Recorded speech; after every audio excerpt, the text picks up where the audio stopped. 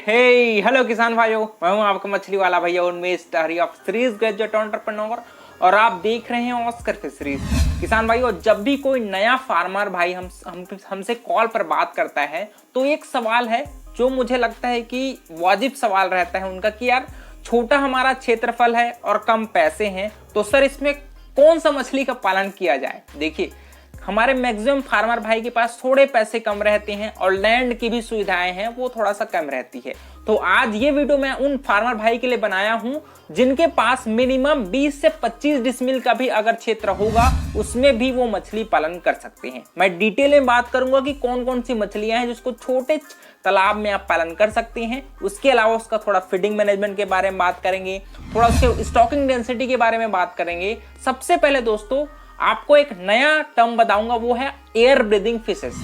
Air breathing का मतलब होता है जो मछलियां तालाब के बाहर मतलब वातावरण से भी ऑक्सीजन ले सकती हैं, उन मछलियों को हम लोग एयर ब्रीदिंग फिशेस बोलते हैं।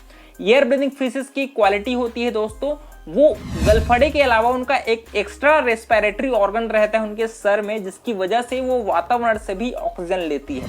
इन मछलियों की 3 इंपॉर्टेंट क्वालिटीज है। ये आपके पुअर ऑक्सीजन के कंडीशन में भी सरवाइव कर सकती हैं। दूसरा, इसको आप हाई स्टॉकिंग डेंसिटी में पालन कर सकते हैं। आपके कार्प मछलियों के मुकाबले जस्ट इसको 2 से 3 गुना ज्यादा हम स्टॉकिंग डेंसिटी में पालन करते हैं। तीसरी बात दोस्तों, इसको आप छोटे से नर्सरी तालाब में भी पालन कर सकते हो। मान लीजिए आप कार्प मछलियों का फ्राई बच्चे या फिर फिंगरलिंग बच्चे तैयार करते होंगे नर्सरी तालाब में, तो उस नर्सरी तालाब में कार्प बच्ची को हार्वेस्ट करने के पश्चात आप उस नर्सरी तालाब का यूज इस एयर ब्रीदिंग फिशेस के पालन में कर सकते हैं। मेरे दोस्तों की कौन कौन सी मछलियां आती है, मैं आपको 5 मछलियां बताऊंगा। सबसे पहले कैट फिशेस में आती है सिंघी, मांगुर और आपका पंगासस। उसके अलावा मोनोसेक्स तिलापिया।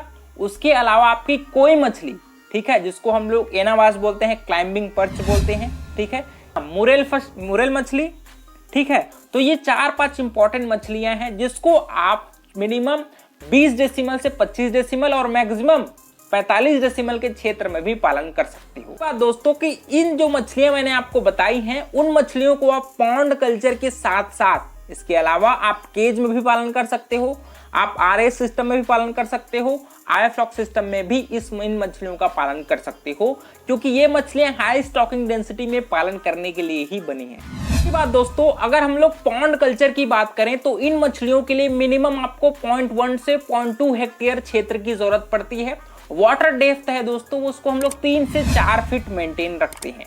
इसके अलावा अगर बात करें स्टॉकिंग तालाब के प्रिपरेशन की, तो यहाँ पर आपको एक्स्ट्रा फर्टिलाइजर यूज करने की जरूरत नहीं है। आपको बिना किसी फर्टिलाइजर के भी आप इन मछलियों का पालन कर सकते हो। बात करें दोस्तों तालाब की तैयारी की, तो आपको एक्स्ट्रा मछलियों को मारने के लिए आप महुआ की खली यूज कर सकते हैं 2500 किलो प्रति हेक्टेयर के हिसाब से। उसके अलावा 15 दिनों के बाद हम लोग उसमें चूना का प्रयोग करते हैं 300 किलो प्रति हेक्टेयर के हिसाब से, ठीक है। तालाब का प्रिपरेशन हो गया। उसके बाद दूसरा इंपॉर्टेंट हमारा पॉइंट आता है मछली के स्टॉकिंग डेंसिटी की। बात करें दोस्तों अगर हम लोगों को कितना मछली स्टॉक करना है, तो अगर आप पंगासस की बात करें तो प्रति एकड़ 15,000 से 20,000 आप पंगासस बच्चे स्टॉक कर सकते हैं। बात करें अगर सिंघी और मांगुर मछली की दोस्तों, तो प्रति हेक्टेयर आप इसको 40,000 से 60,000 बच्चे तालाब में छोड़ सकते हो। मुरेल मछली की बात करें तो प्रति एकड़ हम लोग 7,000 से 10,000 के बीच में स्टॉक कर सकते हैं। उसके अलावा अगर मोनोसेक्स तिलापिया की बात करें तो उसको भी हम लोग 7 से 8,000 प्रति एकड़ के हिसाब से आप मोनोसेक्स तिलापिया बच्चा है वो स्टॉक कर सकते हैं। अगर आप एयर ब्रीदिंग मछलियों के साथ कार्प मछली का पालन करना चाहते हैं दोस्तों, तो वो भी संभव है, बशर्ते आपका कार्प बच्चे का साइज है वो आपके 100 ग्राम से ऊपर होना चाहिए और आपके जो कैट फिशेस हो गया एयर ब्रीदिंग मछलियों का जो बच्चे का साइज है वो 8 से 10 ग्राम के बीच में होना चाहिए, क्योंकि ये मछलियां कैनिबलिज्म स्वभाव की होती हैं और ये कार्प बच्चे को डैमेज पहुंचा सकती हैं। तो थोड़ा बड़ा साइज का बच्चा हम लोग तालाब में स्टॉक कर सकते हैं। बात करें स्टॉकिंग डेंसिटी की, तो आपको टोटल जितना भी मैंने स्टॉकिंग बताया है उसमें से 15% आप कार्प बच्चे तालाब में डालो, बाकी का 85% है वो आपके एयर ब्रीदिंग मछलियों के बच्चों का होना चाहिए। एक चीज ध्यान रखिएगा कि आपको एयर ब्रीदिंग मछलियों का जो साइज है दोस्तों बच्चों का फिंगरलिंग का, वो इक्वल साइज का होना चाहिए, क्योंकि अगर थोड़ा सा भी छोटा बड़ा मछलियां आप तालाब में डालोगे तो ये मछलियां एक दूसरे को भी खा सकती हैं, डैमेज पहुंचा सकती हैं। तो आपको पहली बात तो सबसे पहले यूनिफॉर्म साइज बच्चे ही तालाब में छोड़िए। दूसरी बात, इसका फीडिंग शेड्यूल है वो एकदम से प्रॉपर होना चाहिए। ये मछलियां भूखी नहीं रह सकती, ये एक दूसरे को डैमेज पहुंचा सकती है। महत्वपूर्ण बात आता है इन मछलियों का फीडिंग मैनेजमेंट कैसे करना है। देखिए, मैं आपको 3-4 ऑप्शन बताता हूं। सबसे पहले, जो भी आपकी एयर ब्रीदिंग मछलियां होती हैं उनको एनिमल बेस्ड प्रोटीन की जरूरत पड़ती है, मतलब उनको मीट या फिर मांस युक्त आहार जरूरी है खिलाना। तो सबसे पहले मैं 3-4 ऑप्शन बताता हूं। अगर आपके पास तिलपिया मछली के बच्चे होंगे एक्स्ट्रा, जो तालाब में बहुत ज्यादा प्रोडक्शन की वजह से हो जाता है, उनको भी आप हार्वेस्ट करके इन तालाब में डाल सकते हो। दूसरी बात, अगर आपके पास ट्रैश फिशेस हैं या फिर फिश मील खिलाने की सुविधाएं हैं तो उनको फिश मील के साथ साथ आप राइस ब्रैन और सरसों की खली, इन तीनों को 1:1 या फिर 2:1 में, मतलब 2% आपका ट्रैश फिशेस या फिर आपका फिश मील की होगी और 1% मतलब आपका 50% आपका यहाँ पर सरसों की खली और राइस ब्रैन की होगी, ताकि दोनों में प्रोटीन का लेवल है वो अच्छे से मेंटेन रहे और उनको एनिमल बेस्ड प्रोटीन है वो मछलियों को मिल पाए। आप सिंघी और मांगुर मछली का भी पालन करते होंगे तो दोस्तों, आपको बूचड़ खाने से जो भी एक्स्ट्रा चिकन वेस्टेज या फिर कोई भी वेस्टेज आपको एनिमल बेस्ड मिल रहा होगा, उसको भी आप अच्छे से वॉश करके और उबाल करके खिला सकते हो।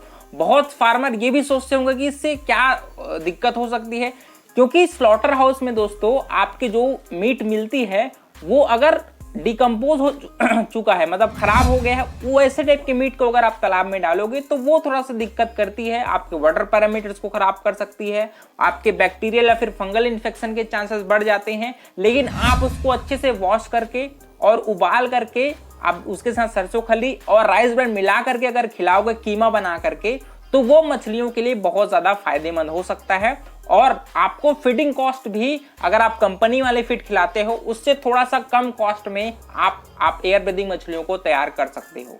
कंपनी वाले फीड खिलाते हो दोस्तों, तो यहाँ पर आपके कैट फिशेस के लिए अलग से प्रोटीन युक्त आहार आता है, जिसमें आपके एनिमल मीट का पोर्शन है उसमें मिला होता है।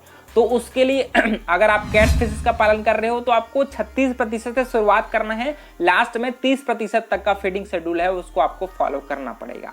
इसके अलावा अगर आपके पास पैसे नहीं है तो जो भी मैंने आपको तरीके बताए हैं उसको आप फॉलो करिए, ज्यादा झमेला लेने की टेंशन नहीं है, आप इन तरीकों से भी इन मछलियों को तैयार कर सकते हो। दूसरी बात, आपको फीडिंग शेड्यूल नॉर्मल अगर फार्म मेड फीड अगर खिला रहे होंगे तो आपको 5% से 8% के बीच में ही मछलियों को फीडिंग कराना है। ऐसा करते आप मिनिमम कैट फिशेस को ज्यादा समय नहीं लगता तैयार होने में, ये मछलियां आपकी 6 से 8 महीने के बीच में गारंटेड रूप से तैयार हो जाती हैं। बाकी आप जितना अच्छा से मैनेजमेंट करेंगे वो आपके ऊपर है। बाकी जो भी मैंने प्रोसीजर बताए हैं उसको आपको अच्छे से फॉलो करना है, लिख लीजिए, इसी के हिसाब से आप मछली पालन करिए। इसके अलावा अगर आपके मन में कुछ सवाल होंगे उसको नीचे कमेंट करिए, उसका भी जवाब आपका मछली वाला भैया आपको जरूर देगा। तो किसान भाइयों, वीडियो पसंद आएगा तो वीडियो को लाइक जरूर करिए, ऑस्कर फिशरीज को सब्सक्राइब करना बिल्कुल मत भूलिएगा।